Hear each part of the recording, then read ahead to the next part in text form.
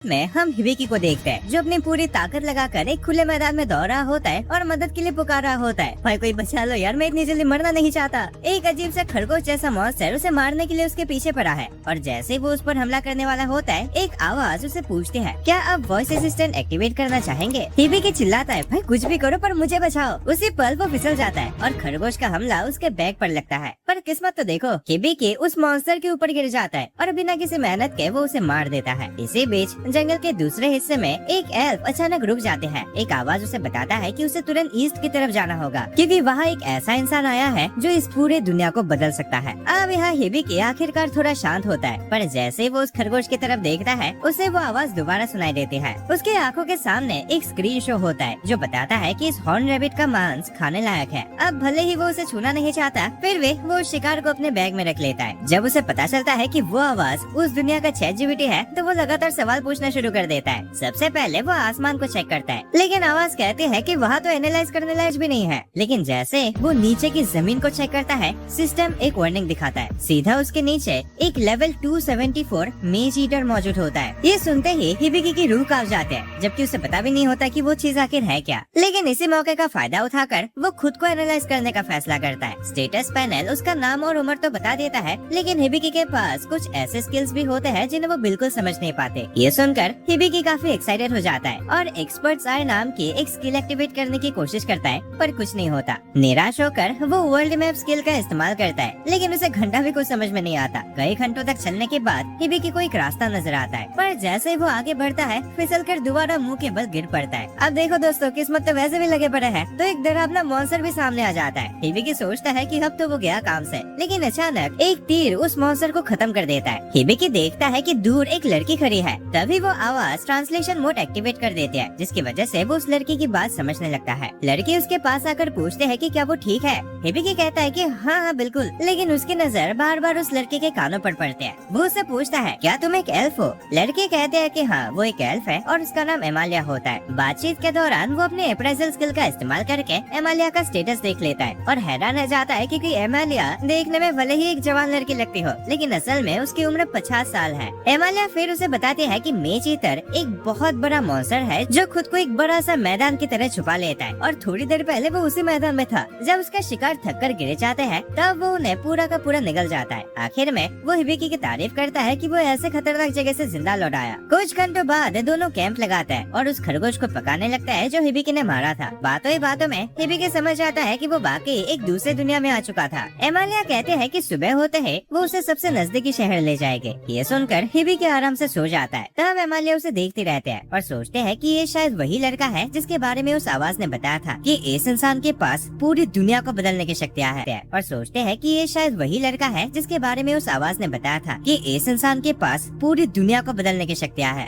अब गहरे नींद में हिबिकी सपना देखने लगता है अपने पिछले जिंदगी के। उसे अपने दोस्त याद आते हैं जो हमेशा उसकी छोटी हाइट का मजाक उड़ाया करते थे, लेकिन हाँ वो इतना हैंडसम था कि सारी लड़कियां उसे पसंद करते थे। यादें आगे बढ़ती गई और एक दिन जब हिबिकी अपने क्लासरूम का दरवाजा खोलता है उसी वक्त एक तेज रोशनी उसे इस दुनिया में टेलीपोर्ट कर देते हैं। जब हिबिकी के आँख खुले तो उसके आसपास चमकती हुई रोशनियाँ और खूबसूरत नजारा को देखकर वो हैरान रह जाता है। वो आवाज उसे बताती है कि ये रोशनियाँ एमालिया के बनाई हुई एक मैजिकल बैरियर का हिस्सा है। इसके बाद हिबिकी अपना स्टेटस देखता है और उसे पता चलता है कि उसका जो ये अप्रेजल वाला स्किल है ये बहुत काम का है, लेकिन उसमें बिल्कुल भी कॉम्बैट एबिलिटीज नहीं है। अगले दिन वो एमालिया से पूछता है कि शहर कितनी दूर है। एमालिया बताते हैं कि अगर वो लोग ऐसे ही चलते रहे तो वहाँ आधे दिन में पहुँच जाएंगे। फिर हिबिकी पूछता है कि इस जंगल में कोई मॉन्स्टर वगैरह नहीं है क्या, क्योंकि उसकी वर्ल्ड मैप स्किल पर कोई रेड डॉट नजर नहीं आ रहा। ये सुनकर एमालिया हैरान रह जाते हैं क्योंकि वर्ल्ड मैप एक AAA रैंक स्किल है। तभी अचानक Hibiki crystal horn rabbit detect कर लेता है। एमालिया तुरंत एक्साइटेड हो जाते हैं क्योंकि उस रैबिट का क्रिस्टल एक बहुत ही रेयर आइटम माना जाता है। दोनों प्लान बनाते हैं कि वो चुपचाप उसके पास जाके उसे खत्म कर देंगे। एमालिया सोचते हैं कि अगर हिबिकी उसकी पार्टी ज्वाइन कर ले तो वो कितना काम आ सकता है। फिर लड़ाई शुरू होती है, लेकिन रैबिट पहले तीर से बच निकल जाता है। तब हिबिकी एक दूसरा प्लान बनाता है। कहता है कि वो खुद छाड़ा बनेगा क्योंकि उसने ऑब्जर्व किया कि अटैक करते वक्त रैबिट की स्पीड थोड़ी कम हो जाती है। एमालिया उसकी बात मान लेते हैं। वो अर्थवल बनाकर रैबिट का रास्ता बंद कर देते हैं और बाहर निकलने का सिर्फ एक ही रास्ता छोड़ते हैं जो सीधा हिबिकी की तरफ जाता है। जैसे रैबिट उछलकर उसकी तरफ आता है, एमालिया एक तीर चलाकर उसे वहीं खत्म कर देते हैं। इस लड़ाई को जीतने के बाद हिबिकी देखता है कि उसके सारे स्किल्स लेवल अप हो चुके हैं और एमालिया मान लेते हैं कि दोनों मिलकर एक शानदार टीम बन सकता है। उसके बाद ऊपर हमें पता चलता है कि जिस भगवान ने हिबिकी को इस दुनिया में भेजा था वो बहुत खुश होता है कि हिबिकी इतना अच्छा कर रहा है। उसके हिसाब से हिबिकी अपनी ट्रेनिंग का पहला स्टेज पूरा कर चुका है, लेकिन असली मुश्किलें तो अब शुरू होगी।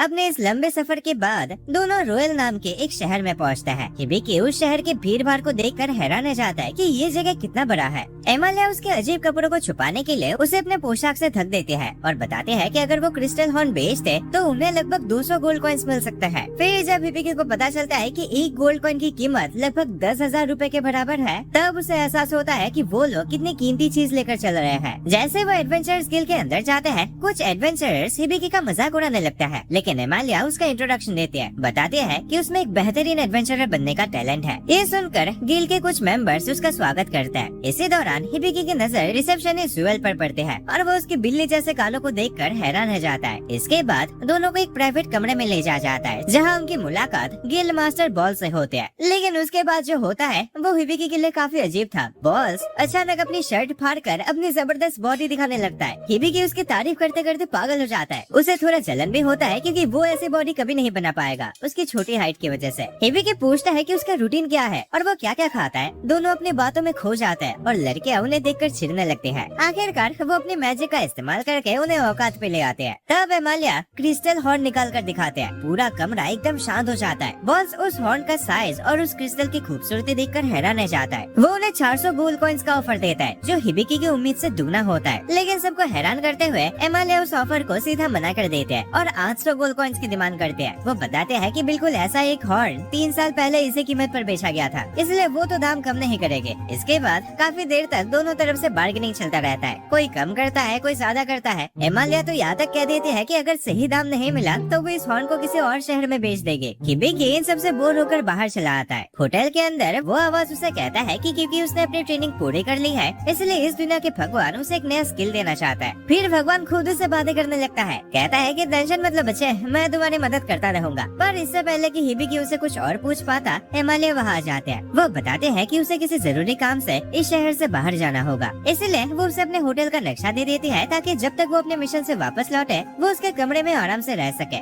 रास्ते में एमालिया एक लड़की से टकरा जाते हैं। अरे तुम ठीक तो हो ना? माफ करना यार, मैं थोड़ी जल्दी में हूँ। शाम को हिबिकी बिस्तर पर लेटे लेटे इतना बोता है और उसका फोन भी काम नहीं कर रहा। बोर होकर वो अपना स्टेटस ही खोल लेता है, पर वहाँ वो देखता है कि उसे एक नया स्किल मिला है जिससे वो मेडिकल नॉलेज हासिल कर सकता है। जैसे हिबिकी उस स्किल को एक्टिवेट करता है, उस किताब का पूरा मेडिकल ज्ञान एक ही पल में उसके दिमाग के अंदर भर जाता है। अब इतनी सारी जानकारी एक साथ आने की वजह से उसके सर में इतना भयानक दर्द होता है कि वो बेहोश हो जाता है। लेकिन जब उसके होश वापस आए तब उसके पास ऐसा मेडिकल नॉलेज था जो इस पूरे दुनिया में किसी और के पास नहीं है। इसी दौरान एमालिया हिबिकी के बारे में आइवल को सब कुछ बता रही होती है। तभी स्टेलिया वहाँ जाते हैं। स्टेलिया एमालिया के घर में मेड के रूप में काम करते थे और उसके सबसे करीबी लोगों में से एक थे। पर मजा तो तब आता है जब वो रहस्यमय लड़के आइवल बड़े गर्व से बताते हैं कि वो अब एमालिया की पार्टी का हिस्सा बन चुकी है। ये सुनकर एमालिया खुश भी होते हैं और थोड़ी नर्वस भी। उधर हिबिकी होश में आने के बाद कपड़े खरीदता है, कुछ खाना खाता है और फिर वो आवाज मतलब अपनी स्टेटस असिस्टेंट का नाम बदलकर सापोचान रख देता है, क्योंकि अब इस दुनिया में वही उसकी एक लौती गाइड बन चुके थे। लेकिन उसकी शांति ज्यादा देर तक नहीं रहते। जैसे वो गिल के अंदर जाता है, एक बहुत ही बुरी तरह जख्मी एडवेंचरर को वहाँ लाया जाता है। हिबिकी उसे पहचान लेता है क्योंकि पहले दिन से ही उस आदमी ने उसके साथ इज्जत से बर्ताव किया था। गिल्ड मास्टर बॉल्स उस वक्त वहाँ मौजूद नहीं होता, इसीलिए रिसेप्शनिस्ट जुएल बुरी तरह घबरा जाते हैं क्योंकि उस एडवेंचरर का इलाज करने वाला कोई नहीं होता। पर मेडिकल बुक की मदद से हिबिकी को तुरंत पता चल जाता है कि वो आदमी असल में जहर का शिकार है। जहर की वजह से हीलिंग मैजिक उस पर काम नहीं कर रहे थे और उसे बचाने का सिर्फ एक ही तरीका है, पहले एडवांस ट्रीटमेंट करके उसके तुरंत बाद कंप्लीट हीलिंग इस्तेमाल करना होगा, नहीं तो सिर्फ 5 मिनट के अंदर उसकी जान चली जाएगी। लेकिन एक बड़ी प्रॉब्लम थी, हिबिकी के पास इतना माना नहीं था कि वो इतनी पावरफुल मैजिक यूज कर सके। तब सापोचान उसे कॉन्ट्रैक्ट स्किल इस्तेमाल करने की सलाह देते हैं। इसलिए हिबिकी वहाँ मौजूद सब लोगों से रिक्वेस्ट करता है कि वो थोड़ी देर के लिए अपनी मैजिक एनर्जी उसे उधार दे दे। सब लोग तुरंत मान जाते हैं। जुएल अकेले ही 200 से भी ज्यादा माना पॉइंट्स दे देती है। अब इतनी एनर्जी मिलते ही हिबिकी सबसे पहले एडवांस ट्रीटमेंट हाइपर क्योर इस्तेमाल करता है, जिससे जहर का असर रुक जाता है। उसके तुरंत बाद वो परफेक्ट हीलिंग एक्टिवेट करता करता है। एक चमकदार सफेद रोशनी पूरे गिल में फैल जाती है। उस आदमी के सारे घाव पल भर में गायब हो जाता है। इतना ही नहीं, उसका कटा हुआ हाथ पैर भी बिल्कुल पहले जैसा वापस आ जाता है। इतने बड़ी हीलिंग करने के बाद हिबिकी की सारी ताकत खत्म हो जाती है और वो गहरी नींद में चला जाता है। बेहोशी के दौरान उसे अपनी पुरानी जिंदगी याद आती है। उसे याद आता है कि वो हमेशा किसी और की जान बचाने के लिए अपनी जान की भी परवाह नहीं करता था। कुछ समय बाद उसकी आँख खुलती है और वो सापो-चान की आवाज सुनता है। सापो-चान बताते हैं कि उसके इस काम की वजह से उसके लेवल बहुत तेजी से बढ़ गए हैं। इसी वक्त जुएल आंखों में खुशी के आंसू लेकर कमरे में आते हैं और बताते हैं कि जिस आदमी की उसने जान बचाए थे वो उसका अपना भाई था, लेकिन वो उसे एक बहुत जरूरी चेतावनी भी देते हैं। जुएल ने वहाँ मौजूद सब लोगों से कहा था कि जो कुछ भी हुआ उसके बारे में किसी को कुछ न बताए, क्योंकि अगर दुनिया को पता चल गया कि कोई ऐसा हीलर है जो इस लेवल का चमत्कार कर सकता है तो पूरे दुनिया के ताकतवर लोग उसके पीछे पड़ जाएंगे। सब उसका फायदा उठाना चाहेंगे और उसे सिर्फ पैसा कमाने का जरिया बना देंगे। जुएल हिबिकी को सलाह देती है कि या तो वो किसी भरोसेमंद पार्टी में शामिल हो जाए या कम से कम अपनी सुरक्षा के लिए एक पर्सनल बॉडीगार्ड रख ले, क्योंकि उसका साफ दिल उसे किसी दिन बहुत बड़ी मुसीबत में डाल सकती है। इसी दौरान शहर के पास एक जेल में पुराने कहाँ पर है एक बहुत बड़ा फेरिया एक छोटी लड़की की हिफाजत कर रहा होता है और उसे तसल्ली देता है कि जब तक वो उसके साथ है कोई भी उसे नुकसान नहीं पहुंचा सकता। कुछ देर बाद हिबिकी एक सिक्योरिटी कंपनी में बॉडीगार्ड ढूंढने जाता है। कंपनी का मालिक डेबी बहुत एक्साइटेड होकर उसका स्वागत करता है और अपने सबसे बेहतरीन गार्ड सिखाता है, लेकिन हिबिकी को उनमें से एक भी पसंद नहीं आता, क्योंकि वो किसी ऐसे इंसान के तलाश में था जिसके पास बहुत सारा माना हो और जो उसकी हीलिंग मैजिक में मदद कर सके। डेबी उसे पूरी जगह घूमने की इजाजत दे देता है जब तक उसे कोई अच्छा सा बॉडीगार्ड न मिल जाए, और बताता है कि उसके पास एक ऐसी एबिलिटी है जिसकी मदद से वो पहचान सकता है कि कौन सा इंसान उसके लिए फायदेमंद होगा। घूमते हुए हिबिकी की नजर नीचे बंद अंडरग्राउंड जेल पर पड़ती है जहाँ कई सारे कैदी बंद थे। डेबी वहाँ जाने से मना करता है, लेकिन फिर भी हिबिकी उन्हें देखने की जिद करता है। वहाँ उसकी मुलाकात उसी बहुत बड़े भेड़िए से होती है जो बुरी तरह जख्मी था और जिसके कई ऑर्गन्स भी कट चुके थे। उसके साथ एक छोटी लड़की भी थी। डेबी बताता है कि वो भेड़िया उस लड़की की रक्षा करते हुए इतना जख्मी हो गया था, लेकिन शहर के कानून की वजह से उसे आजाद नहीं किया जा सकता। फिर हिबिकी अपना अप्रेजल स्किल और एक्सपर्ट आई स्किल इस्तेमाल करता है। तब उसे पता चलता है कि उस भेड़िया का नाम क्लॉड है। वो बीस्टमैन प्रजाति से है और वो लेवल 95 का हीरो है, लेकिन उस पर इमूवेबल चेंज नाम का एक कर्स लगा हुआ है। इसी तरह उसे पता चलता है कि उस लड़की लिलियन के पास सेज का टाइटल है। ये सब देखते ही हिबिकी तुरंत फैसला कर लेता है कि वो क्लॉड और लिलियन दोनों को अपने साथ ले जाएगा। जंगल में पहुंचने के बाद भी क्लॉड को हिबिकी पर पूरा भरोसा नहीं होता कि वो एक अच्छा इंसान है। तब हिबिकी सीधा कह देता है कि वो असल में उसका इलाज करना चाहता है। लिलियन भी मदद करने के लिए तैयार हो जाते हैं और कॉन्ट्रैक्ट के जरिए अपने कुछ मैजिकल एनर्जी हिबिकी को ट्रांसफर कर देते हैं। इतना माना मिलते ही हिबिकी कंप्लीट हीलिंग स्पेल का इस्तेमाल करता है और कुछ ही पलों में क्लॉड के कटे हुए हाथ पैर वापस आ जाते हैं और उसके सारे घाव पूरी तरह भर जाता है। इसके बाद हिबिकी बताता है कि वो जानता है क्लॉड एक हीरो है और उस पर जो कर्स लगा हुआ है उसके बारे में भी उसे सब पता है। फिर वो कर्स रिडक्शन स्किल एक्टिवेट करता है। क्लॉड के आसपास जंजीरें नजर आती है और आसमान से एक जादुई कैंची उतरती है, पर हिबिकी की स्किल अभी सिर्फ लेवल 1 होने की वजह से वो सिर्फ एक ही चेन काट पाता है। फिर वे क्लॉड की ताकत काफी हद तक वापस आ जाते हैं। क्लॉड इतना इम्प्रेस होता है कि वो हिबिकी के सामने अपनी पूरी वफादारी का ऐलान कर देता है और उससे कॉन्ट्रैक्ट बनाने की रिक्वेस्ट करता है। हिबिकी मान लेता है और तुरंत एक मैजिकल सर्कल दिखाई देता है और दोनों के हाथों पर पवित्र निशान बन जाता है। सापो-चान बताते हैं कि स्पिरिट ऑफ लाइट ने इस कॉन्ट्रैक्ट को पूरा कर दिया है और अब ये इटर्नल लॉयल्टी में बदल चुके हैं। मतलब क्लॉड अपनी जान की परवाह किए बिना हिबिकी को हर खतरे से बचाएगा। इसके बाद क्लॉड अपने नए मास्टर के सामने झुक जाता है। उधर एमालिया पहाड़ों के बीच अपना सफर जारी रखते हैं। जब वो देखते हैं कि स्टेलिया थक चुके हैं तो वो फैसला करते हैं कि आगे बढ़ने से पहले पास के हॉट स्प्रिंग में थोड़ा आराम कर ले। स्टेलिया ये सुनकर बहुत खुश हो जाते हैं। इधर हिबिकी क्लॉड और लिलियन को समझाता है कि उसके पास माना बहुत कम है और जादू वगैरह इस्तेमाल करने के लिए उसे कॉन्ट्रैक्ट्स के जरिए उनकी मैजिकल एनर्जी लेनी पड़ेगी, वरना वो कुछ नहीं कर पाएगा। दोनों बिना किसी चाहत के उसकी बात मान जाते हैं। माना ट्रांसफर होते ही सापो-चान बताते हैं कि ग्रीमोर स्किल का लेवल बढ़ गया है। ये सुनकर हिबिकी बहुत एक्साइटेड हो जाता है, लेकिन क्लॉड कंफ्यूज हो जाता है कि आखिर हिबिकी किसके साथ बात कर रहा है। तब हिबिकी सच बता देता है कि उसे अपने दिमाग के अंदर एक आवाज सुनाई देती है। क्लॉड हैरान होकर पूछता है कि क्या उसके पास ट्यूटोरियल स्किल और लॉस्ट इन अनदर वर्ल्ड का टाइटल है। जब हिबिकी कहता है हाँ ये सब स्किल तो है मेरे पास, क्यों क्या हुआ, तो क्लॉड बताता है कि ये एबिलिटी सिर्फ उन लोगों के पास होती है जो किसी दूसरे दुनिया से आए होते हैं। पर हाँ वो ये भी कहता है कि इस सच्चाई से उसकी वफादारी में कोई फर्क नहीं पड़ेगा। क्लॉड बताता है कि ट्यूटोरियल स्किल दुनिया के सबसे पावरफुल स्किल्स में से एक है, क्योंकि इसे चलाने के लिए उस इंसान का बहुत ज्यादा माना इस्तेमाल होता है। हमें ये भी पता चलता है कि इस दुनिया में टोटल 11 भगवान है और जो भगवान हिबिकी की देखभाल कर रहा है वो असल में चीफ गॉड है, उन सभी में से सबसे ताकतवर। इसके बाद हिबिकी बताता है कि लिलियन के पास रेजिंग सेंचुरी नाम की एक स्किल है। ये इतना ज्यादा माना पैदा करते हैं कि धीरे धीरे उसका अपना शरीर ही टूटने लगा है। तब क्लॉड सोचता है कि शायद इसी वजह से उसके परिवार ने उसे छोड़ दिया और इस सब के लिए गॉड ऑफ मैजिक जिम्मेदार है, क्योंकि ये स्किल उन्हीं की देन है। लेकिन असल में दोस्तों सच कुछ और था। ऊपर हेवन में पता चलता है कि खुद चीफ गॉड ने लिलियन को ये एबिलिटी दी थी, पर बदनामी गॉड ऑफ मैजिक के हो रहे हैं। ये जानकर वो चीफ गॉड की अच्छे से धुलाई करते हैं। फिर वो सीधा हिबिकी से बात करते हैं, बताते हैं कि इस स्किल को हटाना बहुत मुश्किल है, लेकिन उसके ग्रिमोयर एबिलिटी की मदद से वो लिलियन की पावर को आसानी से कंट्रोल कर सकता है, तो उसके जान को कोई खतरा नहीं। दोनों भगवानों के बीच इस अफरा तफरी की वजह से एक्सपर्ट्स आए और ट्यूटोरियल स्किल कुछ समय के लिए गायब हो जाते हैं। हिबिकी दुआ करता है कि चीफ गॉड ठीक हो, जबकि गॉड ऑफ मैजिक को लगता है कि शायद उसने हिबिकी को पहले भी कहीं देखा है। आखिर में हिबिकी ग्रिमोयर स्किल एक्टिवेट करता है। तुरंत एक छोटी सी बिल्ली उसके सामने आ जाते हैं, जिसका नाम वेने होता है। वेने अपना इंट्रोडक्शन देते हुए बताते हैं कि वो गॉड ऑफ मैजिक द्वारा बनाया गया एक मैजिकल बीस्ट है, जिसका काम लिलियन के माना को स्टेबल रखना है। साथ ही पता चलता है कि वेने है वो ग्रिमोयर स्किल का असली रूप है। इसके बाद लिलियन वेने को प्यार से सहलाती है, ओह तुम कितने क्यूट हो। पर ये देखकर क्लॉड थोड़ा जलन महसूस करने लगता है। शिकायत करता है कि उसे तो आज तक इतना प्यार नहीं मिला। कुछ घंटों बाद वो सब एक वेपन शॉप में पहुंचते हैं। हिबिकी को हैरानी होती है कि क्लॉड ने एक तलवार की जगह भाला चुना। तब क्लॉड समझाता है कि उसकी स्पीड के हिसाब से भाला उसके लिए ज्यादा बेहतर है। साथ ही वो हल्का आर्मर पहनना पसंद करता है, क्योंकि वो ज्यादा आरामदायक होता है और लड़ाई के दौरान मदद मिलती है। उसके बाद लिलियन की नजर एक सुंदर सी ड्रेस पर पड़ती है, जिसकी कीमत 30 गोल्ड कॉइन्स होती है। इतना महंगा देखकर हिबिकी हैरान रह जाता है, जबकि क्लॉड सोचता है कि ये तो काफी सस्ता है। आखिर में अपने पैसे लगभग खत्म होने के बावजूद हिबिकी वो ड्रेस लिलियन के लिए खरीद ही लेता है। लेकिन बात ही खत्म नहीं होती, क्योंकि उसके तुरंत बाद वेने भी 15 गोल्ड कॉइन्स का एक कॉलर मांग लेते हैं। इसी वजह से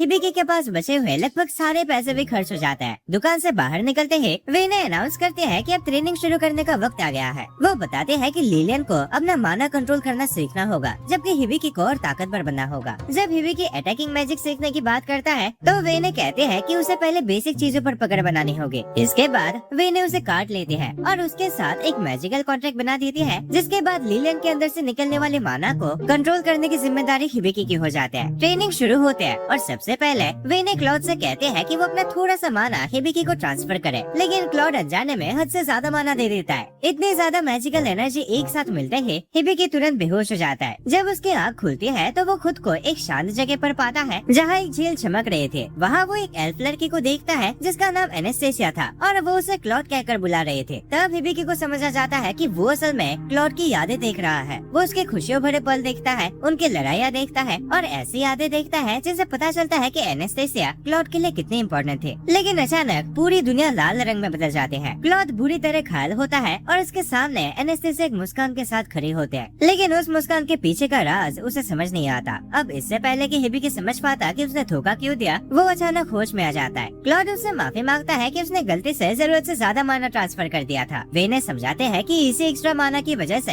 हिबिकी क्लॉड के ख्यालों के अंदर पहुंच गया था। जब दोनों उससे पूछते हैं कि उसने क्या देखा, तो हिबिकी झूठ बोल देता है, अरे कुछ नहीं, बस कुछ रैंडम चीजें दिखा था। लेकिन दोस्तों ये याद है हिबिकी कभी नहीं भूल सकता। कई घंटों की ट्रेनिंग के बाद हिबिकी अपने अपार्टमेंट लौट आता है और पता नहीं एक्साइटेड होकर सफाई करना शुरू कर देता है। अब ऐसा इसीलिए क्योंकि वेने ने समझाया था कि जब तक मैजिकल स्पिरिट्स को ट्रेनिंग नहीं दी जाती तब तक वो उसकी मदद नहीं कर सकते। उन्हें ट्रेन करने का तरीका ये था कि हिबिकी एक ही काम बार बार करता रहे, पर माना का इस्तेमाल करके, और ऐसे धीरे धीरे स्पिरिट्स वही काम मैजिक की मदद से खुद करना सीख जाएंगे। ये ट्रेनिंग बहुत थका देने वाली थी। जब हिबिकी अपना काम लगभग खत्म करने वाला होता है तब क्लॉड उसके कमरे में आ जाता है, पर ध्यान न देने की वजह से उससे पानी की एक बाल्टी गिर जाती है और सारा पानी फैल जाता है। लेकिन गुस्सा होने के बजाय हिबिकी हंस पड़ता है। उसे खुशी होती है कि एक मशहूर हीरो भी ऐसे छोटी छोटी गलतियाँ कर सकता है। इसके बाद वो हॉलवे की सफाई करता रहता है जब तक वो बिल्कुल चमकने नहीं लगता। सापो-चान उसे बताती है कि उसने अभी तक कोई नई स्किल नहीं सीखी है, लेकिन उसी वक्त तानिया वहाँ आती है और पूरी जगह को इतना साफ देखकर खुश हो जाते हैं। कहते हैं कि इतनी मेहनत के बदले वो उसे एक्स्ट्रा खाना देंगे। हिबिकी भी खुश हो जाता है कि आखिर इतनी मेहनत का कुछ तो इनाम मिला।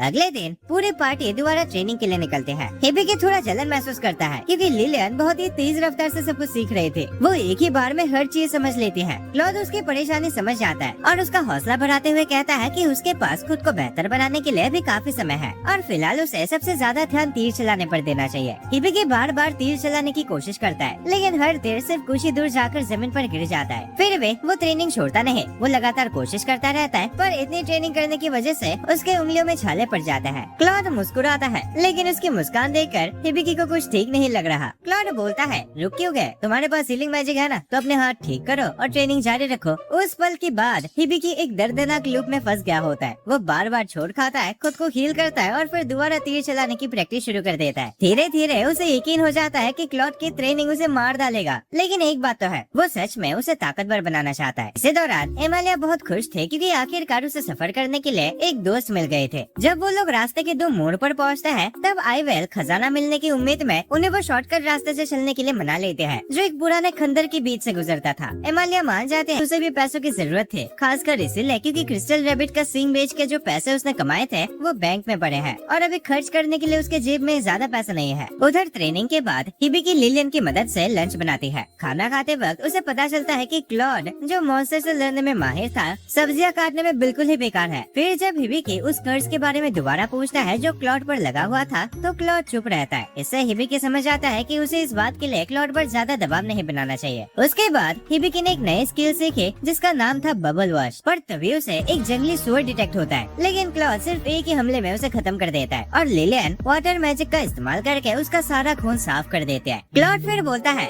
अब क्योंकि किसी के मुताबिक मुझे सब्जियां काटना नहीं आता, तो मास्टर जी आप ही क्यों नहीं सिखा देते कि इस सुअर को कैसे काटे। इसी दौरान स्टेलिया और एमालिया एक इल्यूजन के असर में आ जाते हैं, लेकिन आइवेल अपना मैजिक का इस्तेमाल करके दोनों को इस मुश्किल से बचा लेते हैं। उधर हिबिकी सुअर का सारा काम खत्म करने के बाद क्लॉड पर अपना नया बबल क्लीनिंग स्पेल टेस्ट करना चाहता है, जबकि बाकी सब लोग उसे थोड़ा संभालने को कहते हैं। पर जैसे वो स्पेल इस्तेमाल करता है, क्लॉड का शरीर पूरी तरह साफ हो जाता है और उसकी सारी थकान भी गायब हो जाती है। अब कई दिन तक लगातार पैसे खर्च करने के बाद हिबिकी ने पार्टी को इकट्ठा किया और बताया कि उनके पास पैसे बहुत कम बचे हैं, इसीलिए अब उन्हें गिल्ड जाकर कुछ मिशन करने होंगे। क्लॉड सोचता है कि उन्हें एफ रैंक मिशन से शुरुआत करनी चाहिए और सब मिलकर ऑफिशियली एक पार्टी के रूप में रजिस्टर कर लेते हैं। वहाँ गिल्ड में उनकी नजर एक नोटिस पर पड़ती है जिसमें एक रहस्यमय छोर के बारे में लिखा होता है, लेकिन हिबिकी सोचता है कि उसे पकड़ना अभी उनके औकात से बाहर है। अपने पहले मिशन के दौरान उनका सामना एक हॉर्न रैबिट से होता है। हिबिकी कई कोशिशों के बाद आखिरकार उस खरगोश को मार ही गिराता है।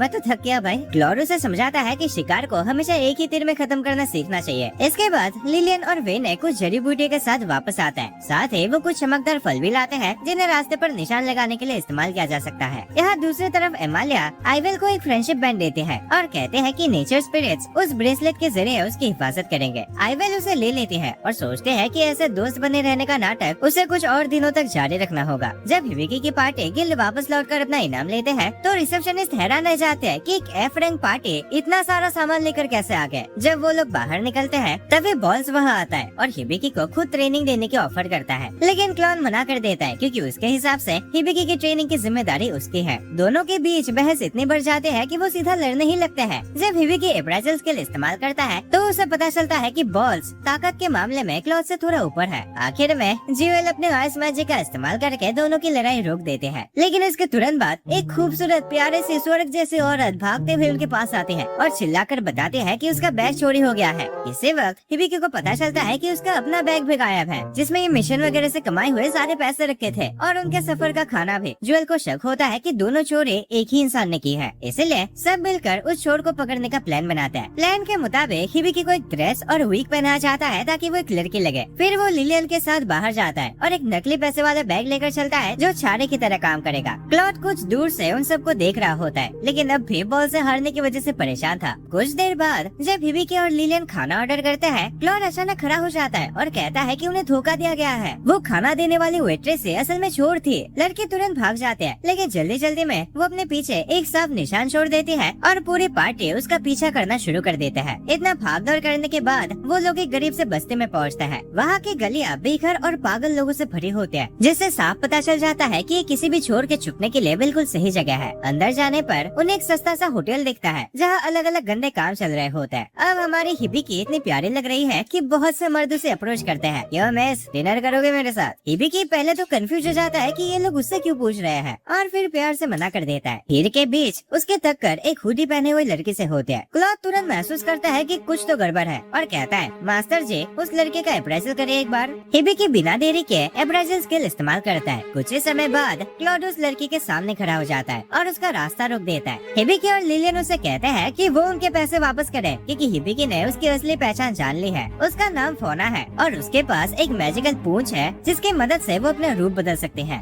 जब उस लड़की को समझ आ गया कि अब उसकी असली पहचान खुल चुके हैं, तो वो हुडी हटाकर अपना असली रूप दिखाते हैं। उसकी खूबसूरती देखकर क्लॉड भी एक पल के लिए हैरान रह जाता है, और इसीलिए भी क्योंकि रूप बदलने वाला पूंछ होना बीस्टमैन की जाति में भी काफी रेयर माना जाता है। लेकिन फोना उनका मजाक उड़ाते हैं कि वो कितने बेवकूफ है और हंसते हुए कहते हैं कि उसने जानबूझकर उन सबको इस जगह तक ले आया। वो बताते हैं कि जिस बैग को वो लोग चारे की तरह इस्तेमाल कर रहे थे, वो तो उसे पहले ही समझ आ गया था कि वो नकली है। असली पैसों का बैग जो हिबिकी के पास था, वो कुछ देर पहले उसने चोरी कर लिया। तब हिबिकी को याद आता है कि उस होटल के अंदर फोना उससे टकराई थी। उसे समझ आ जाता है कि उसी पल उसके सारे पैसे चोरी हो गए थे। हाय मेरी किस्मत। जब वो लोग फोना को पकड़ने की कोशिश करते हैं, तो वो एक ट्रैप एक्टिवेट कर देते हैं। तुरंत ऊपर से बड़े बड़े लकड़ियाँ गिरने लगते हैं। क्लॉड बिना सोचे समझे हिबिकी को साइड हटाकर लिलियन के ऊपर कूद पड़ता है और गिरते हुए उन टुकड़ों से उन दोनों की हिफाजत करता है। वो हिबिकी से कहता है कि उस चोर का पीछा करे, क्योंकि उनके पैसों का सवाल है भाई। हिबिकी फोना के पीछे दौड़ता है, लेकिन रास्ते में एक ट्रैप में फंस जाता है और सीधा छत से लटक जाता है। फोना इस पर हंसने लगते हैं, पर जब उसे पता चलता है कि वो असल में एक लड़का है, तो वो उसके साथ एक सौदा करने का सोचते हैं। वो चाहते हैं कि हिबिकी उसके लिए कुछ चीजों का अप्राइजल करे और बदले में वो उनके पैसे वापस कर देंगे। अप्राइजल करने पर हिबिकी को पता चलता है कि ये मामूली सा ब्रेसलेट फोना के लिए कितनी खास है। उस ब्रेसलेट पर एक मैसेज लिखा हुआ था, मेरी प्यारी बहन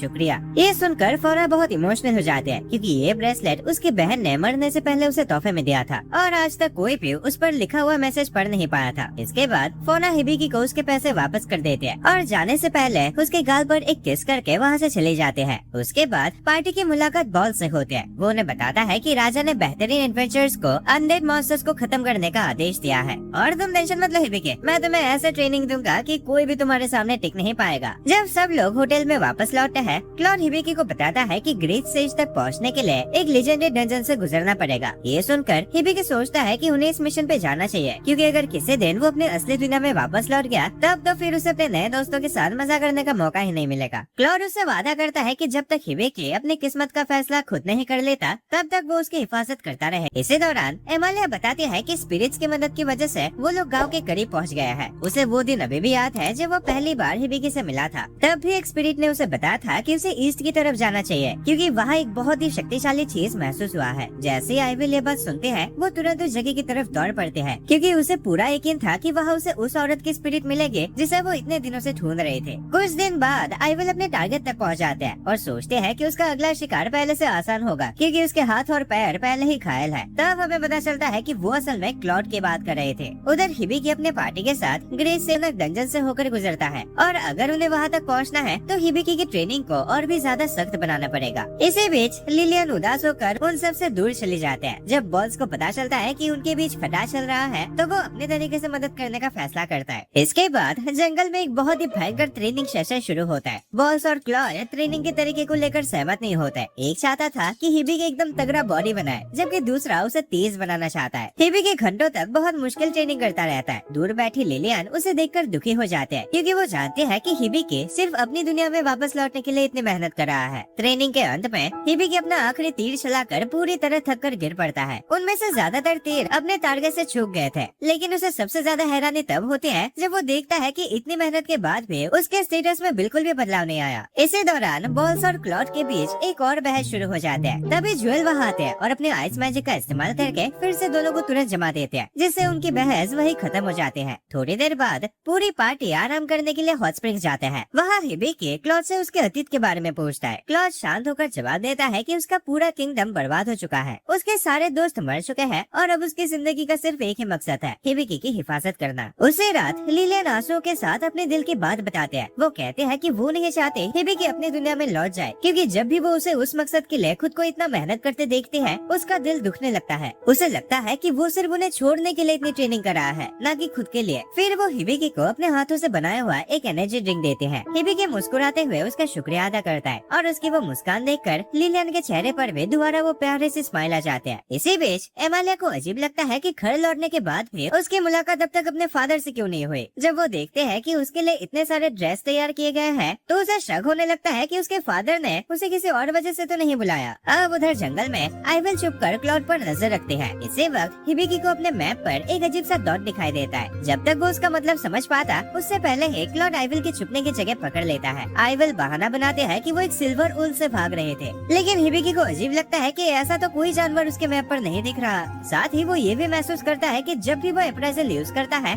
आइवल उस बात को महसूस कर लेते हैं। दूसरी तरफ आइवल हैरान रह जाते हैं जब वो देखते हैं कि क्लॉड के दोनों हाथ और पैर पूरी तरह ठीक हो चुके हैं। पर कैसे? क्योंकि वही तो थी जिसने पहले उन्हें काट दिया था। जब हिबिकी अपना मैप दोबारा चेक करता है तो इस बार सही में एक सिल्वर ऊल वहाँ दिखाई देता है। इसके बाद पार्टी उस ऊल का पीछा करते हैं, लेकिन अचानक बहुत सारे भेड़िए उन्हें घेर लेते हैं। उनमें से एक ऊल हिबिकी पर हमला करता है और उसके पीठ को बुरी तरह चीर देता है और अब उनके लिए ये हालत थोड़ी मुश्किल हो जाती है। पेड़ के ऊपर बैठी आइवल ये सब देखकर हैरान होती है कि क्लॉड पर जो श्राप लगा हुआ था वो काफी हद तक टूट चुका है। फिर भी उसे पूरा यकीन था कि आखिर में ये सब लोग तो मर ही जाएंगे। भाई इतने सारे भेड़ियों के सामने कौन ही टिक पाएगा। लिलियन तुरंत हिबिकी को हील करने की कोशिश करते हैं, लेकिन उसका खून रुकने का नाम ही नहीं लेता। क्लॉड फैसला करता है कि वो अपनी जान की परवाह किए बिना उन सबको बचाएगा। वो लिलियन को आदेश देता है कि वो हिबिकी को लेकर गिल्ड वापस भाग जाए, जबकि वो अकेले ही उन भेड़ियों को रोकेगा। लेकिन भेड़िए उन दोनों को नजरअंदाज कर देते हैं और सिर्फ क्लॉड को ही अपना निशाना बना लेते हैं। जब क्लॉड उन भेड़ियों के लीडर की आंखों में देखता है तो उसे उन नजरों में एनेस्थीसिया की झलक दिखाई देती है। उधर लिलियन हिबिकी को लेकर एक गुफा में भाग जाते हैं और उसका एंट्रेंस सील कर देते हैं, लेकिन कुछ भेड़िए बाहर से उस दीवार को तोड़ना शुरू कर देते हैं। हिबिकी मेडिकल बुक का इस्तेमाल करना चाहता है, लेकिन सापोचान उसे बताते हैं कि इस हालत में वो कोई भी स्किल इस्तेमाल नहीं कर सकता, पर इसके बावजूद भी वो जबरदस्ती खड़ा हो जाता है। तभी सिस्टम अनाउंस करता है कि उसके सारे स्किल्स लेवल अप हो चुके हैं और एक्सपर्ट साइड और ट्यूटोरियल मोड दोनों स्किल्स दोबारा एक्टिवेट हो गए हैं। खुद को हील करने और माना पोषण पीने के बाद हिबिकी पहली बार के लिए डिवाइन बीस्ट समनिंग स्किल का इस्तेमाल करता है। तुरंत बिजलियों से घिरा हुआ एक बहुत बड़ा सफेद शेर सामने आ जाता है। तब पता चलता है कि यही वेने का असली रूप है और वो असल में गॉड ऑफ मैजिक का एक सेवक है। सिर्फ एक ही लाइटनिंग स्ट्राइक से वेने सारे भेड़ियों को खत्म कर देता है, लेकिन वो समझाता है कि ये शक्ति सिर्फ कुछ समय के लिए है। इसके बाद वो दोबारा अपने छोटे रूप में लौट आता है। वेने फिर भी हिबिकी को चेतावनी देता है कि जो वुल्फ इस वक्त क्लॉड से लड़ रहा है वो डायमंड रैंक का है, लेकिन ये सुनकर भी हिबिकी डरता नहीं और क्लॉड की मदद करने का फैसला।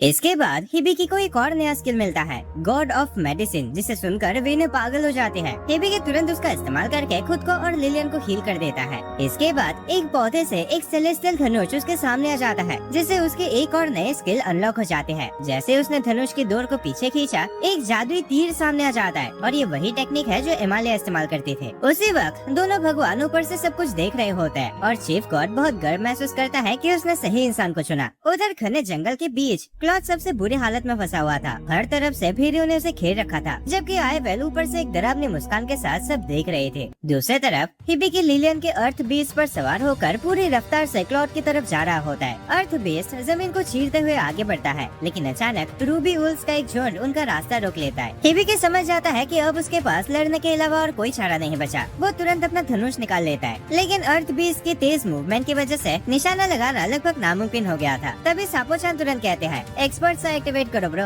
जैसे वो स्किल एक्टिवेट होती है, पूरी दुनिया उसके लिए बदल जाती है। हर टारगेट उसके सामने बहुत ही बढ़िया तरीके से मार्क हो जाता है और सिस्टम बताता है कि उसकी एक्यूरेसी अब 100% है, मतलब उसका एक भी निशाना नहीं चुकेगा। भाई लॉबी में तो हैकर आ गया। हिबिकी तुरंत तीर चलाता है और कुछ ही पलों में वो जादुई तीर पूरा रास्ता साफ कर देता है। उसी दौरान वेने लिलियन को बताते हैं कि एलिमेंटल मैजिक का इस्तेमाल करे और वो साइड से हमला करने वाले बाकी भेड़ियों को भी खत्म कर देती है। वेने को लगता है कि भेड़ियों का बर्ताव कुछ अजीब सा है। उसे पूरा यकीन है कि डायमंड सिल्वर वुल्फ उन सबको कंट्रोल कर रहा है। साथ ही उसे आइवल पर भी बहुत शक होता है और कहता है कि उसके बारे में कुछ तो गड़बड़ जरूर है। उधर क्लॉड अपने आखिरी सांस तक लड़ता रहता है, लेकिन धीरे धीरे उसकी ताकत भी खत्म होने लगती है। आखिरकार वो डायमंड वुल्फ के सामने घुटनों पर गिर पड़ता है, जबकि वो मॉन्स्टर उसे खत्म करने की तैयारी कर रहा था। क्लॉड दर्द भरे आवाज में उसे पूछता है, एनास्थेसिया क्यों तुम मुझे मारने पे क्यों तुली हो? वो एक आखिरी हमला करने की कोशिश करता है, लेकिन मॉन्स्टर उससे ज्यादा तेज था। सिर्फ एक ही बार में वो क्लॉड के पेट को बुरी तरह चीर देता देता है। जब वो डायमंड वुल्फ उसे खत्म करने वाला होता है तभी हिबिकी और बाकी लोग वहाँ पहुँच जाता है। हिबिकी तुरंत एक जादुई तीर चलाता है लेकिन वो उस वुल्फ के बेडर से टकराकर बेकार हो जाता है। गुस्से में हिबिकी जोर से चीख पड़ता है पर तभी उसके शरीर पर बना हुआ वो मार्क एक रहस्यमय शक्ति छोड़ता है और पलक झपकते ही क्लॉड सीधा टेलीपोर्ट होकर हिबिकी के सामने आ जाता है। बिल्कुल उसी वक्त लिलियन एक बहुत बड़ा टॉर्नेडो क्रिएट करते हैं। वो टॉर्नेडो उन्हें वुल्फ के हमले से बचाता है और उसके फेंके हुए पत्थरों को भी वापस मोड़ देता है। हिबिकी और सापोशान तुरंत क्लॉड की हालत चेक करता है और समझ जाते हैं कि उसकी कंडीशन बहुत ही खराब है। काफी ज्यादा खून बह गया था, पूरे शरीर में गहरे घाव है और वही जहर है जो पहले हिबिकी के शरीर में भी था। हिबिकी बिना देरी के उस जहर को निकालना शुरू कर देता है। साथ ही वो डायमंड वुल्फ पर भी अप्राइजल यूज करता है और उसे पता चलता है कि उसके अंदर भी वही जहर मौजूद है। सिर्फ इतना ही नहीं बल्कि उसके अंदर एनेस्थीसिया की स्पिरिट का एक हिस्सा भी उसे कंट्रोल कर रहा था। एनेस्थीसिया का नाम सुनते ही हिबिकी के दिमाग में कुछ हल्की फुल्की यादें लौट आती है। हिबिकी अपने एक्स्ट्रा हील एबिलिटी से क्लॉड को हील कर देता है पर इन सब में लिलियन का इतना माना खर्च हो जाता है कि उनके आसपास बना वो मैजिकल बैरियर टूट जाता है और लिलियन बेहोश हो जाते हैं। डायमंड वुल्फ तुरंत हिबिकी की तरफ हमला करता है। हिबिकी अपने तीर से उसे रोकने की कोशिश करता है लेकिन इस बार उसका स्किल एक्टिवेट नहीं होता। तभी अचानक एक बहुत ही भयंकर हमला होता है। वुल्फ वही जम जाता है और क्लॉड एक बार फिर अपने पैरों पर खड़ा हो जाता है। इसी पर सापोशान हिबिकी के अंदर एनलाइटमेंट मोड एक्टिवेट कर देती है। उसकी नजर हर झूठ को पार करके असली सच को देख लेते हैं। क्लॉड वो लेवल 25 वाला सिर्फ एक बीस्टमैन नहीं था जैसा सब लोग समझते थे। हिबिकी के सामने असल में एक लेवल 95 का हीरो खड़ा था। फिर क्लॉड एक भयंकर हमला करता है। वो डायमंड वुल्फ का आर्मर तोड़ देता है और उसे जबरदस्त ताकत के साथ दीवार से दे मारता है। अचानक उसके हाथ में सुनहरी रोशनी से बना एक भाला आ जाता है। वो आसमान की तरफ उछलता है और पॉइंटिंग ग्रेविटेशन स्किल का इस्तेमाल करता है जिससे उसका निशाना कभी नहीं चुकेगा। जैसे वो भाला छोड़ता है वो एकदम चिम करके लगता है और मॉन्स्टर के शरीर और उसकी आत्मा दोनों को शुद्ध कर देता है। उस धमाके की आवाज पूरे जंगल में फैल जाती है। धुआं हटने के बाद हम देखते हैं कि एनेस्थीसिया की स्पिरिट कुछ पल के लिए एक धुंधली परछाई की तरह दिखाई देती है। वो हिबिकी का शुक्रिया अदा करता है कि उसने उसे आजाद कर दिया। तब हिबिकी समझ जाता है कि असल में कोई एनेस्थीसिया को भी कंट्रोल कर रहा था। वो खुद से ये सब नहीं कर रहे थे। उसके बाद वो क्लॉड की तरफ देखते हैं और हमेशा के लिए गायब हो जाते हैं। उसी पर एनलाइटमेंट मोड डीएक्टिवेट हो जाता है और क्लॉड के हीरो एबिलिटीज दोबारा गायब हो जाता है। आंखों में आंसू लेकर वो हिबिकी के सामने घुटनों पर बैठ जाता है और अपने अतीत के लिए माफी मांगता है। वो बताता है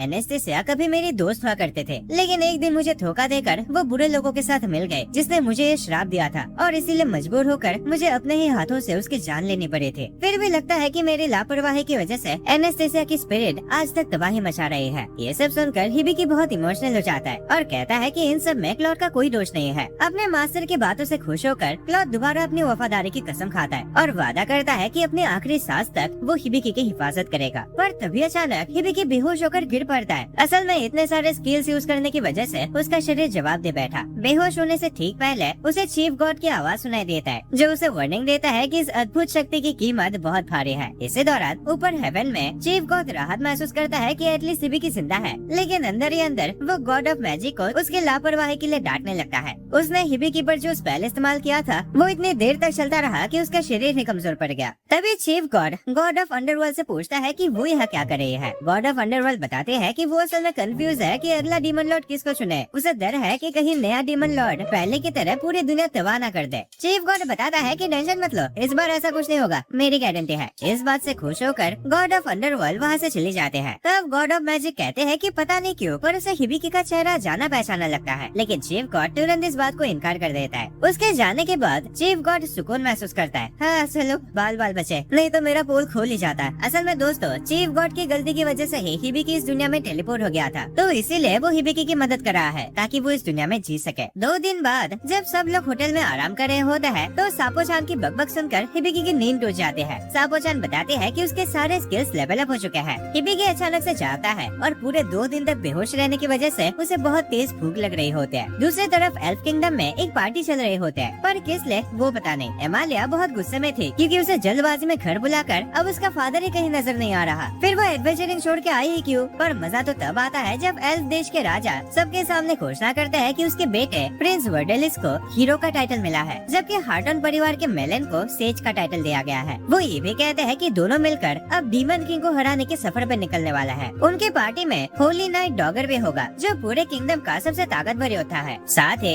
एमालिया भी उनके साथ होगी क्योंकि एक एडवेंचरर के रूप में उसका एक्सपीरियंस इस मिशन के लिए बहुत जरूरी है। लेकिन सबसे बड़ा झटका तो तब लगता है जब प्रिंस वर्डेलिस सबके सामने घोषणा करता है कि डीमन लॉर्ड को हराने के बाद वो एमिलिया से शादी करेगा। ये सुनकर एमिलिया पूरी तरह हैरान रह जाते हैं और इससे पहले कि कोई कुछ समझ पाता वो सबकी नजरों से गायब हो चुके थे। यहाँ हम देखते हैं कि हिबिकी और बाकी लोग एकदम बढ़िया सा डिनर करके एक साथ बातें कर रहे होते हैं। हिबिकी सबसे कहता है कि उसे जितनी जल्दी हो सके टेराडाइनस पहुंचना है, क्योंकि वो अब भी अपने असली दुनिया में वापस जाना चाहता है, जहाँ उसका परिवार और उसके दोस्त इंतजार कर रहे हैं। लेकिन हाँ, वो अपने नए दोस्तों को भी छोड़ना नहीं चाहता। इसी वजह से वो सोचता है कि अगर काश वो एक ऐसा रास्ता ढूंढ पाए जिससे वो इन दोनों दुनियाओं के बीच ट्रेवल कर सके, तब उसे किसी से भी दूर नहीं रहना पड़ेगा। उसकी बात सुनकर लिलियन का चेहरा खुशी से चमक उठता है और कसम खाते हैं कि वो अपनी जिंदगी के आखिरी पल तक हिबिकी का साथ नहीं छोड़ेगा। और क्लॉड उतना भी खुश नहीं होता, क्योंकि वो जानता है कि अलग अलग डिमेंशन के बीच सफर करना लगभग नामुमकिन है। फिर भी उसे अपने मास्टर पर पूरा भरोसा होता है कि वो कोई ना कोई रास्ता जरूर ढूंढ लेगा। इसके बाद सब लोग मिलकर प्लान बनाते हैं कि उनका पहला कदम उत्तर में मौजूद उस खतरनाक डंजन को खोलना है, जिससे गुजरकर वो सीजेस की दुनिया तक पहुंच सकता है। इसी दौरान पिछली लड़ाई की जगह पर आइवेल उस बड़े से गड्ढे को अपनी डरावनी नजरों से देख रही होते हैं। हारने के बावजूद उसके चेहरे पर डर का कोई निशान नहीं था। चुपचाप वो अपने मास्टर से वादा करते हैं कि वो एक दिन क्लॉड को जरूर खत्म करेगा और किसी भी कीमत पर एनएसएस की स्पिरिट उसकी होकर नहीं रहेगी। आराम करते वक्त लिलियन हिबिकी के पास आते हैं और जानना चाहते हैं कि उसका असली परिवार और दोस्त लोग सब कैसे थे। हिबिकी उन सबको अपनी असली दुनिया के बारे में सब कुछ बताता है। क्लॉड तब समझ आता है कि जैसे वो लोग हिबिकी से दूर नहीं होना चाहते, वैसे उस दुनिया में भी लोग हिबिकी को जरूर याद करते होंगे। इसीलिए हिबिकी का अपने असली दुनिया में जाना जरूरी है। कुछ देर बाद सब लोग एडवेंचरस के लिए पहुंचते हैं। बॉस हिबिकी को डायमंड सिल्वर वुल्फ को हराने की बधाई देता है और कहता है कि किसी भी एडवेंचरर के लिए एक बहुत बड़ी जीत थी। लेकिन साथ ही वो शिकायत करता है कि हिबिकी ताकत के मामले में अभी बहुत कमजोर है। इतना कहकर वो उसे एक बहुत ही मुश्किल ट्रेनिंग देने का फैसला करता है। लेकिन ज्वेल बीच में ही उसकी बात को रोक देते हैं और कहते हैं कि सीधा मुद्दे पे आओ, क्योंकि हिबिकी को उसका इनाम देने के लिए बुलाया गया है, न कि ट्रेनिंग देने। जब हिबिकी को इनाम में इतना सारा पैसा मिलता है तो वो हैरान रह जाता है। तब ज्वेल समझाते हैं कि इनाम इतना बड़ा इसलिए है क्योंकि उसने मॉन्स्टर को शहर तक पहुंचने से रोक दिया था। अगर वो मॉन्स्टर यहाँ तक पहुँच जाता तो होने वाला नुकसान बहुत ही भयंकर होता। हिबिकी उन सबका शुक्रिया अदा करता है और फिर अपने साथियों से कहता है कि वो उन सब के लिए बढ़िया बढ़िया चीजें खरीदेगा, ताकि उस डंजन वाले सफर में उन्हें कोई मुश्किल ना हो। अब कुछ ही देर बाद वो लोग देवी की दुकान पर पहुंच जाता है। जैसे ही देवी उन्हें देखता है वो समझ आता है कि आज तगड़ा कमाई होगी। हिबिकी थोड़ा सा घबरा जाता है, क्योंकि क्लॉड और लिलियन पिछली बार के मुकाबले बिल्कुल अलग दिख रहे थे। लेकिन देवी उसे तसल्ली देता है और कहता है कि उसकी कंपनी कभी भी अपने कस्टमर्स के प्राइवेट मामलों में दखल नहीं देते। इसके बाद वो सब हथियार देखने जाता है, जहाँ हिबिकी तुरंत एक ऐसा हुडी चुन लेता है जो विंड मैजिक से भरा हुआ था, ताकि उसकी स्पीड और मूवमेंट बढ़ सके। देवी पूछता है कि क्या उसे किसी हथियार की भी जरूरत है, लेकिन हिबिकी सोचता है कि भगवान ने जो धनुष उसे दिया है वो ही काफी है सबको कुचलने के लिए। फिर वो लिलियन को भी अपने लिए कुछ चुनने को कहता है। लिलियन एक मैजिकल स्टाफ चुनती है जो पूरी तरह गुलाबों से सजा हुआ था और वो उस पर एकदम खूबसूरत लग रहा था। लेकिन दिक्कत ये थी कि उस स्टाफ की कीमत 1200 गोल्ड कॉइन्स है। हिबिकी उसकी महंगाई देखकर हैरान रह जाता है, लेकिन क्लॉड के मुताबिक ये बहुत सस्ता है, क्योंकि इस तरह के स्टाफ की कीमत आमतौर पर 1500 गोल्ड कॉइन से कम नहीं होते। फिर क्लॉड अपने लिए एक लाइट आर्मर का सेट चुनता है। हिबिकी कहता है कि उसे ऐसा कुछ चुनना चाहिए जो उसके पूरे बॉडी को कवर करे, नहीं तो पिछली बार की तरह वो घायल हो जाएगा। लेकिन देवी उसे भरोसा दिलाता है कि इस आर्मर में डिफेंसिव मैजिक भरा हुआ है और इसे पहनने वाले को फुल आर्मर जितनी ही सुरक्षा मिलती है। उसके बाद क्लॉड एक फ्लेक्सिबल मैग्नेटिक स्टोन से बना भाला चुनता है, जो डंजन के मुश्किल रास्तों सोचता है कि भगवान ने जो धनुष उसे दिया है वो ही काफी है सबको कुचलने के लिए। फिर वो लिलियन को भी अपने लिए कुछ चुनने को कहता है। लिलियन एक मैजिकल स्टाफ चुनती है जो पूरी तरह गुलाबों से सजा हुआ था और वो उस पर एकदम खूबसूरत लग रहा था। लेकिन दिक्कत ये थी कि उस स्टाफ की कीमत 1200 गोल्ड कॉइन्स है। हिबिकी उसकी महंगाई देखकर हैरान रह जाता है, लेकिन क्लॉड के मुताबिक ये बहुत सस्ता है, क्योंकि इस तरह के स्टाफ की कीमत आमतौर पर 1500 गोल्ड कॉइन से कम नहीं होते। फिर क्लॉड अपने लिए एक लाइट आर्मर का सेट चुनता है। हिबिकी कहता है कि उसे ऐसा कुछ चुनना चाहिए जो उसके पूरे बॉडी को कवर करे, नहीं तो पिछली बार की तरह वो घायल हो जाएगा। लेकिन देवी उसे भरोसा दिलाता है कि इस आर्मर में डिफेंसिव मैजिक भरा हुआ है और इसे पहनने वाले को फुल आर्मर जितनी ही सुरक्षा मिलती है। उसके बाद क्लॉड एक फ्लेक्सिबल मैग्नेटिक स्टोन से बना भाला चुनता है, जो डंजन के मुश्किल रास्तों के लिए बिल्कुल सही होगा। हिबिकी उस भाले पर अपना अप्रेजल स्किल इस्तेमाल करता है और समझ जाता है कि उसमें बहुत ही ज्यादा मैजिकल एनर्जी भरी हुई है। ये देखकर देवी क्यूरियस होकर हिबिकी से पूछता है कि उसकी अप्रेजल स्किल का लेवल कितना है, पर जब उसे पता चलता है कि वो लेवल 5 तक पहुंच चुके हैं तो वो पूरी तरह हैरान रह जाता है। ऐसा इसलिए क्योंकि ज्यादातर अप्राइजर्स मुश्किल से लेवल 2 तक पहुंच पाता है और उसकी कंपनी का सबसे बेहतरीन अप्राइजर भी अभी सिर्फ लेवल 3 पर है। ये बात सुनकर हिबिकी थोड़ा घबरा जाता है, क्योंकि तब उसे एहसास होता है कि भगवान ने उसे कुछ ज्यादा ही शक्तियाँ दे दी है। उसी वक्त भगवान उससे बात करता है और उसे याद दिलाता है कि अब वो उस टेक्निक का इस्तेमाल कर सकता है जिसे वो काफी समय से सीखना चाहता था। लेकिन इससे पहले कि हिबिकी इन सब के बारे में सोच पाता, नेबी बीच में बोल पड़ता है और उनके सफर के लिए एक गाड़ी एक घोड़ा और काफी सारा सामान देने की ऑफर देता है। कुछ घंटों बाद जब वो जंगल में होते हैं, हिबिकी अपना रिलीफ मेजर स्किल एक्टिवेट करता है और क्लॉड के श्राप को हटाने के लिए अपनी एनर्जी इकट्ठा करना शुरू कर दिया। तब साबोचान उसे बताते हैं कि इस प्रोसेस को पूरा करने के लिए होली बीस्ट कार्बनकल को समन किया जाएगा। लेकिन जैसे वो बीस्ट सामने आता है, पता चलता है कि वो एक बहुत ही प्यारा सा खरगोश है। सो दोस्तों, ये मजेदार एनिमे यहीं पर खत्म हो जाते हैं। वीडियो पसंद आए तो लाइक कर देना, चैनल में नए हो तो सब्सक्राइब करके रखना।